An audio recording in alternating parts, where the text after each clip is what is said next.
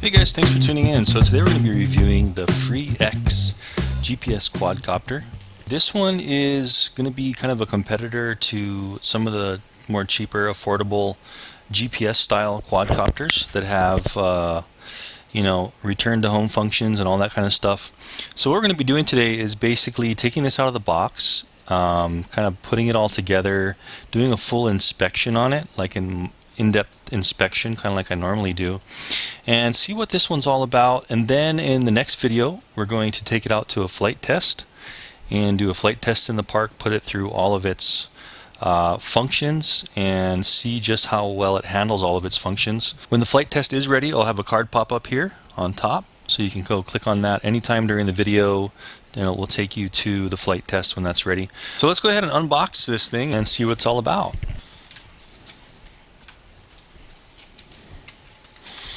Alright, so just a giant piece of foam. We'll just slide this bad boy out.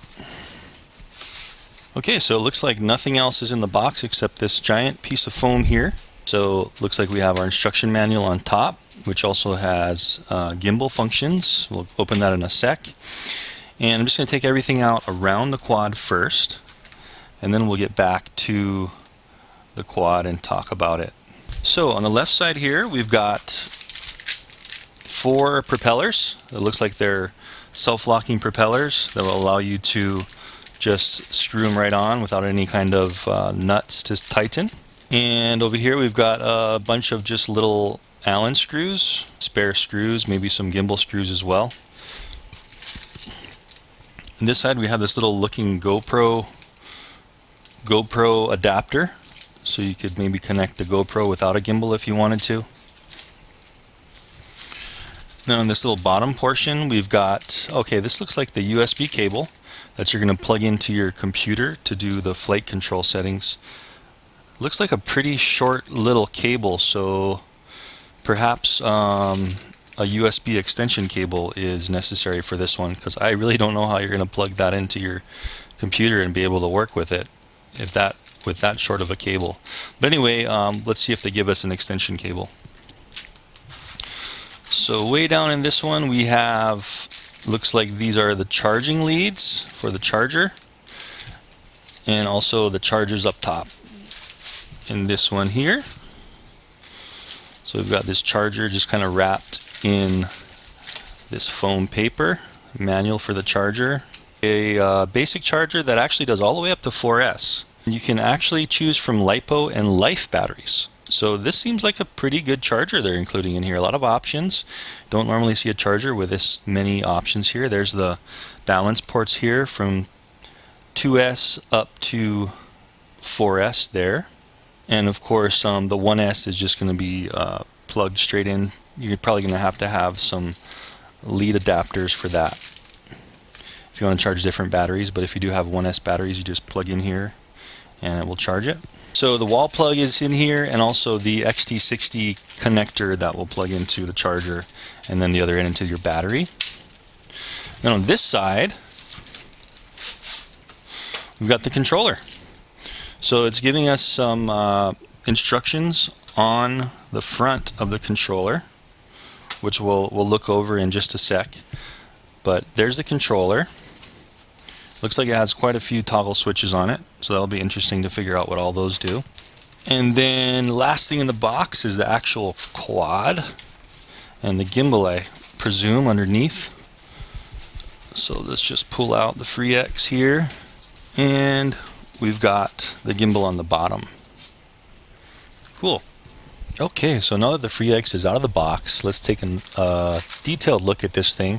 And one thing I missed in the box was this little wrench tool. This looks like the propeller wrench tool here, and it looks like it comes with a couple of stickers you can put on the crafts. So let's go ahead and open up the gimbal box really quick before we look more in depth into the craft. So it looks like we've got a little padded box here, and the gimbal is just sitting inside of it. There we go. So this is what it looks like. It's basically 2 brushless motors. and it looks like it fits a GoPro style camera. In this bag we've got the front to hold the camera in. We've got some foam kind of padding tape. We've got a Allen wrench and screws to attach everything together. So it's a 2-axis gimbal, so it's going to stabilize the roll and the pitch of the gimbal, and we'll also be able to I think we'll probably just be able to pitch it down with our lever on the controller, which we'll go over in just a second. This one kind of interesting. It looks like they really clamped these rubber balls down. I don't see how there's any dampening here, so I'll probably be loosening those up a little just to test the dampening. Maybe they did that for packaging reasons. And here's the brushless controller here. It looks like we've got a button, micro USB port, actually mini USB port here. And here's all of our connections coming in the other side. So the gimbal's got a nice, it's all metal, looks like it's all aluminum, and it's got a nice anodized aluminum red top portion and a nice black portion on the bottom. And then it comes with this anodized plate, which you probably connect up to the bottom of the FreeX first, and then you would screw it on here for a little bit easier attachment. On the bottom here we can see the signal port for controlling the pitch here. Okay, so it looks like what they've done for this one is they provide the pitch cable here. It's attached to the bottom of the craft, and also the power cable coming out the arm here. That's going to connect to this signal connector on the bottom for the pitch control, to control the camera like this.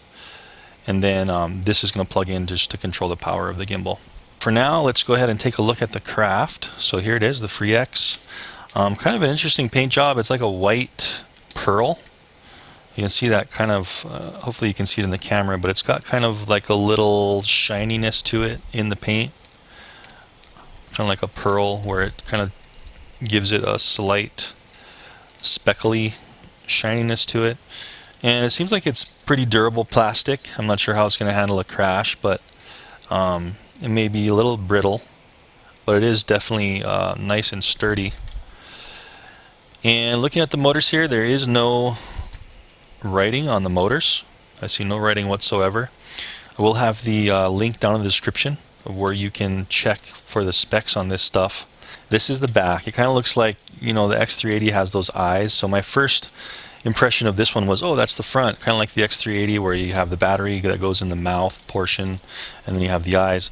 But actually, this is the rear of the quadcopter, where you're going to have a light for the compass working and a light for the GPS. So the blink tells you different functions, if they're functioning or not. And then this is the battery compartment here. It's just a little clip-in battery compartment. And let's see if we can pull this battery out real quick. Alright, so it looks like they're giving us a 3S 11.1 volt 3000 mAh or milliamp hour battery, and just some warnings on the back. XT60 connector, and then your 3S balance plug you'll charge right on this charger here. As far as the battery is concerned, you're not really going to be able to fit much of a larger battery in this. It looks like you may have the option to expand it, the height of the battery. It looks like it might fit one more cell inside of it, but as far as the left and right and how deep it is, it looks like this is kind of the only size battery that's going to fit in those dimensions. Anyway, turning around here, it's pretty simple, pretty plain Jane. We've got some venting here on the top for probably the ESCs are right here. And it's got these arrows telling us which way the motors are going to be turning. A little bit of venting on the top here. And this will actually be the front, so you're going to be flying in that direction. So this will be going into the wind. And then on the bottom here, as mentioned before, here's the power and the signal wire for the gimbal, just kind of taped to the bottom. And here are the the screw holes to screw up the gimbal. Any USB port on the bottom, so this is the cable that's going to be connecting into there and then connecting into the computer. Unfortunately, I do not see a USB extension cable.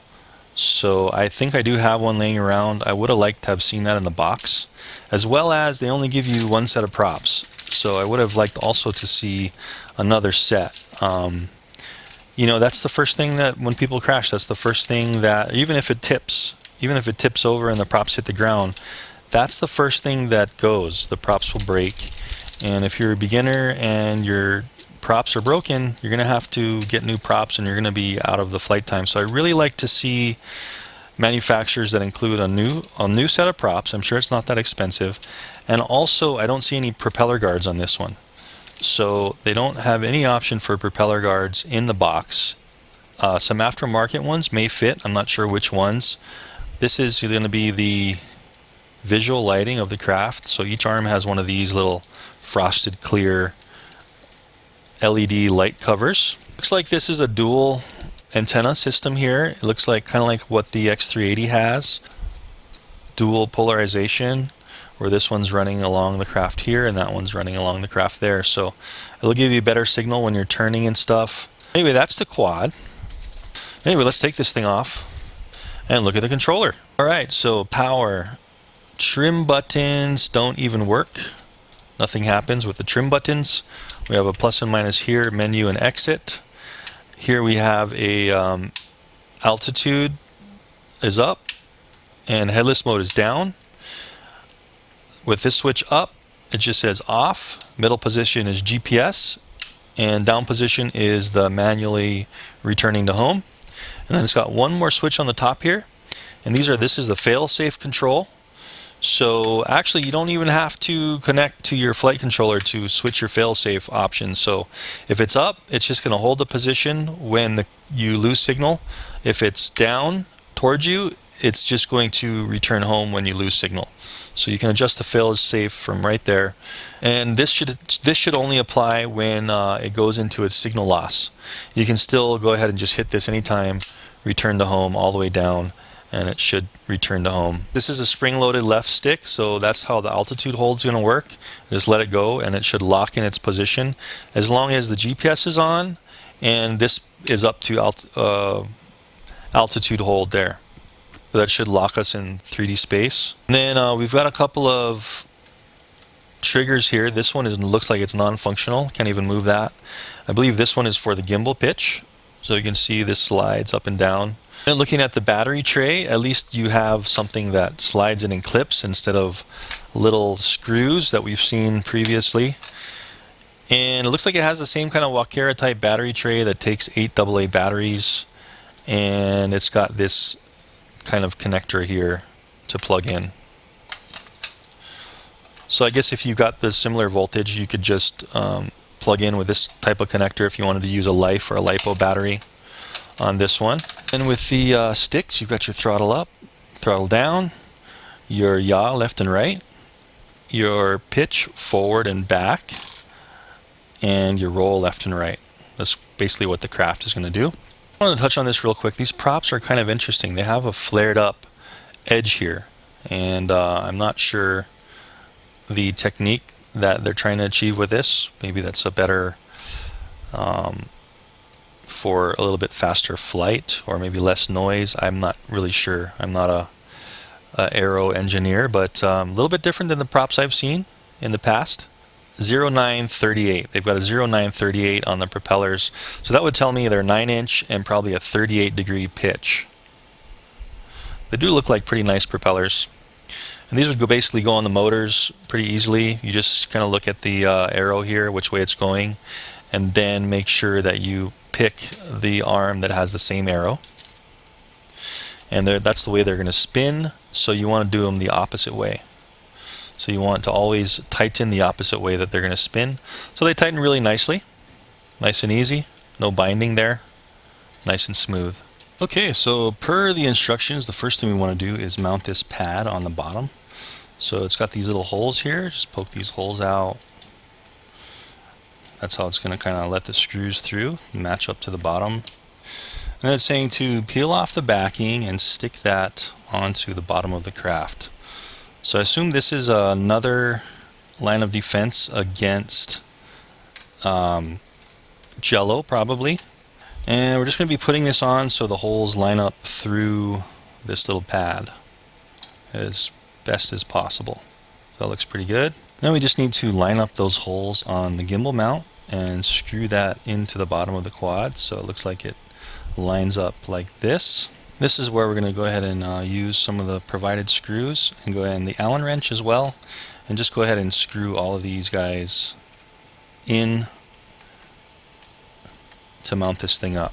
It is worth noting that it looks like any kind of gimbal that you wanted to put on here would probably fit.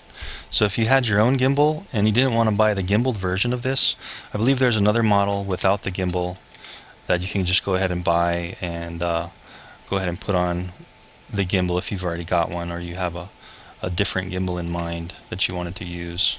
The next step is just to mount the gimbal on just like this into these little screw holes here and put the screws in. All 4 of those screws went in nice and easy and are nice and snug. And now we're going to connect the gimbal power and the signal wire. All we're doing is plugging in this JST connector. It only can plug in one way, like so. So it looks like for the signal cable, there was no documentation on which one's the signal, but as you can see, this one is actually in the middle of the connector. So either way you connect it, it's going to work.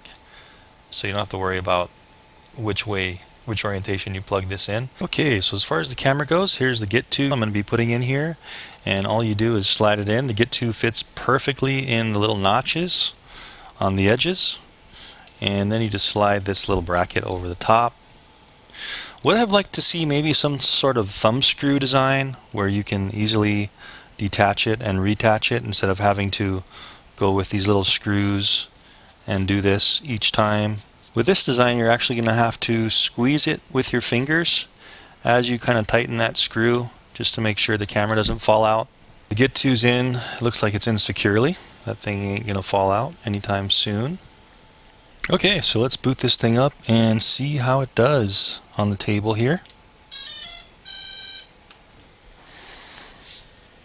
Alright, you can see the gimbal kind of leveling itself. So this little lever on the right is tilting the gimbal down and up. So going all the way down. Looks like it'll go a little bit past 90 degrees down. And then when you tilt up, looks like it's nice and smooth. As smooth as you can move your finger and very responsive. And we can just tilt up and it looks like it points a little bit higher so you could actually look at the propellers and the arms if you needed to in flight. It seems to be working very well.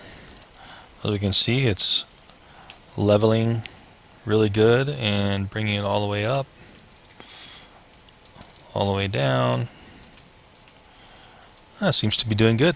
Let's go ahead and just do a motor arming really quick. So both of these switches are going to be up to the top, and then we're bringing the left thumbstick down to the bottom right, and we should see the motor start to spin. There we go. Sounds like you gave it 2 little shots when we did arm. Let's see if it auto disarms. Yeah, so that's good to know. Let's go ahead and get to the park and get some flight testing in the next video. Don't forget, if you guys are interested in this guy, go ahead and check, or if you want to see more specs, go ahead and check the link down in the description down there. But anyway, I hope you enjoyed the review, initial unboxing, inspection, and setup of the FreeX GPS quadcopter with this version has a 2D gimbal. And I hope it was helpful for you. I do a lot of videos like this, so check out my channel and subscribe. I think you'll like the channel. And again, when that video is ready, the flight test, I'll go ahead and have the card pop up here, and it'll be up there anytime you want to check out that flight test video. Anyway guys, again, thanks for tuning in, and I will see you in the next video. Thanks for watching.